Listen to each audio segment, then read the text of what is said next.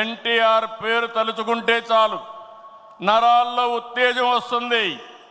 కొండనైనా ఢీ కొట్టగలిగినమే ఆత్మవిశ్వాసం వస్తుంది, పట్టుదల వస్తుంది. ఆ పేరే 3 అక్షరాలు ఎన్టీఆర్ అని మరొక్కసారి తెలియజేస్తున్నా. ఎప్పుడైనా ఎన్టీఆర్ విగ్రహం ఆయన ఒక్కసారి చూసి, ఆయన రూపాన్ని చూసి మీరు ఏ సంకల్పం చేసినా అది సాధించే శక్తి సామర్థ్యం మీకు వస్తుందని మరొక్కసారి విజ్ఞప్తి చేస్తున్నా. చైతన్య రథంపై తెలుగు రాష్ట్రాలతో తిరుగుతూ గర్జించారు. ఆయన ప్రసంగిస్తుంటే ఆకాశమే ఉరిమినట్లుండేది. పార్టీ పెట్టి 9 నెలల్లో ముఖ్యమంత్రి అయ్యి రికార్డు సృష్టించిన వ్యక్తి ప్రపంచంలో ఒక్క ఎన్టీఆర్ అని చెప్పి నేను మీకు తెలియజేస్తున్నా. ఎన్టీఆర్ అంటే పేదోడికి భరోసా, రైతులకు నేస్తం, తాడి పీడిత ప్రజలకు ధైర్యం, యువతకు భవిష్యత్తు, మహిళలకు అండ, కార్మికులకు అభయం. అన్ని వర్గాలు కీర్తించే ఏకైక నాయకుడు ఎన్టీఆర్.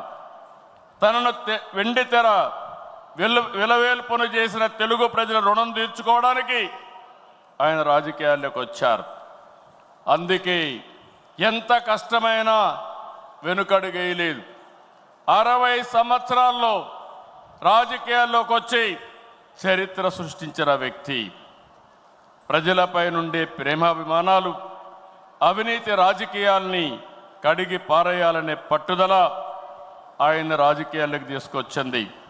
సమాజమే దేవాలయం, ప్రజలే దేవుళ్ళు అనేది పార్టీ సిద్ధాంతంగా మార్చారు. అధికారం అంటే బాధ్యతని చాటి చెప్పారు. పదవంటే సేవ చేసే అవకాశమని నిరూపించారు.